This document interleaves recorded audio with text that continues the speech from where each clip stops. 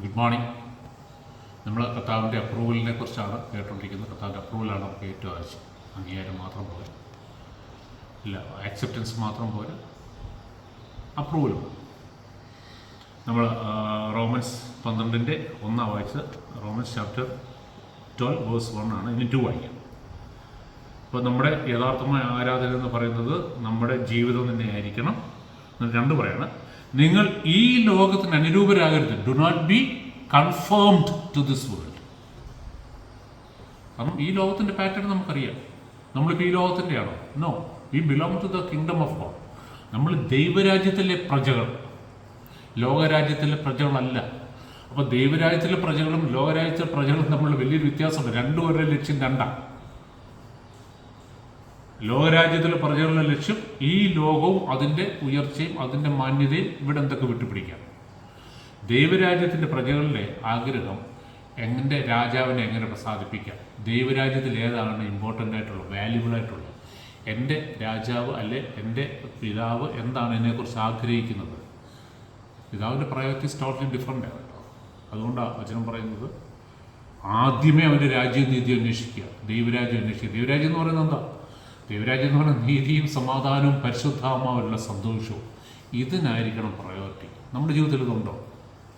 നമ്മൾ ദൈവരാജ്യത്തിലാണെന്ന് പറയുന്നത്. നമ്മുടെ ജീവിതത്തിൽ ഈ കാര്യങ്ങളുണ്ടോ? നീതി ഉണ്ടോ? സമാധാനം ഉണ്ടോ? പരിശുദ്ധാത്മാവുള്ള സന്തോഷം. നമ്മുടെ സമ്പത്തിലോ അല്ലെങ്കിൽ നമ്മുടെ മക്കളിലോ അല്ല, ബന്ധുക്കളിലോ അല്ല, പരിശുദ്ധാത്മാവുള്ള സന്തോഷം. റിജോയ്സ് ഇൻ ദ ലോർഡ് ഉണ്ടോ? ഇല്ല, പിന്നെ എങ്ങനെ നമ്മൾ ദൈവരാജ്യത്തിലാന്ന് പറയുന്നത്? നമ്മൾ ലോകരാജ്യത്തിൽ തന്നെ. നിങ്ങൾ ഈ ലോകത്തിന് do not be conformed to this world. Do not be conformed to this world. ഈ ലോകത്തിനെ പോലെ ആകരുത്. ഈ ലോകം മാന്യമെന്ന് കരയുന്ന കാര്യങ്ങൾ ആയിരിക്കില്ല നമുക്ക് മാന്യത. കർത്താവ് എന്താണോ മാന്യമെന്ന് പറയുന്നത്, കർത്താവ് അംഗീകരിക്കുന്നു. ലോകം അംഗീകരിക്കുന്നത് നല്ല നോക്കണം. ലോകത്തിന് അംഗീകാരം വേണമെന്നല്ല, പക്ഷെ അതിനേക്കാൾ ഉപരി കർത്താവ് എന്നെ അംഗീകരിക്കുന്നുണ്ടോ? കർത്താവ് എന്നെ പ്രസാദിക്കുന്നുണ്ട്. കർത്താവ് എനിക്ക് എത്ര മാർക്കിടും? ലോകം ഇടുന്ന മാർക്കൊക്കെ അങ്ങ് ഈ ലോകം കൊണ്ട് കഴിയും കേട്ടോ. ഞാൻ ശരിക്കും നമുക്ക് 10th മാർക്ക് കൊണ്ട് നമുക്ക് എവിടെ വരെ പോകാൻ പറ്റും?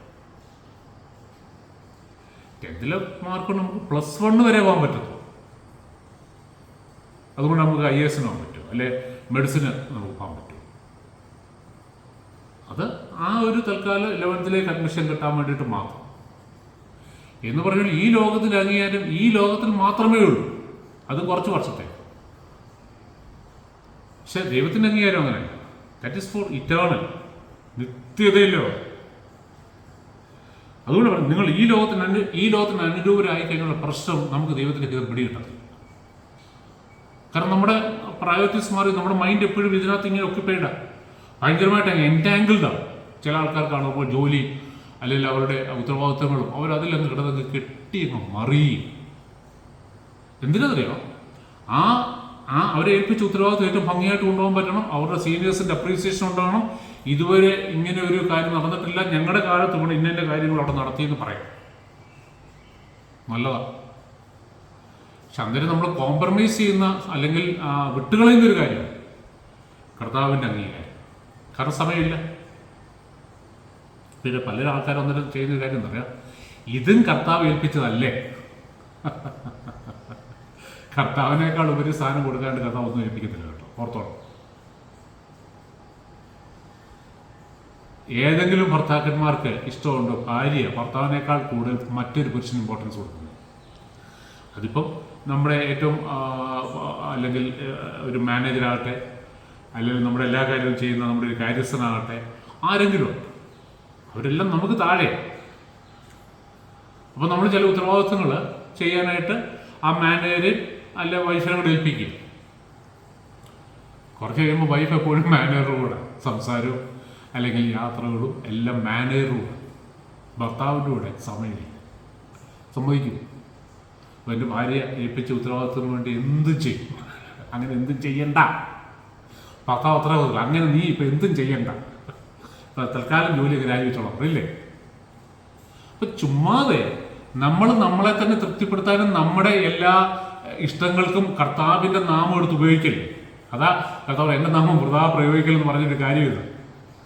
എന്ത് ചെയ്താലും ഉണ്ട് പറയും ഞാൻ കർത്താവിന് വേണ്ടിയിട്ട് എന്നെ ഏൽപ്പിച്ച ഉത്തരവാദിത്വം. Work is worship. ഓ, എന്തൊരു തിയറിയാണെന്നറിയോ? ഞാൻ ജോലി ചെയ്താണ് ദൈവത്തെ ആരാധിക്കുന്നത്. ജോലിയോടുള്ള ഉത്തരവാദിത്വം വിട്ടുകളയാനല്ല ഞാൻ പറയുന്നത് കേട്ടോ. എനിക്കറിയാവുന്ന ഒരു ദേവാസുണ്ട്, പിയർ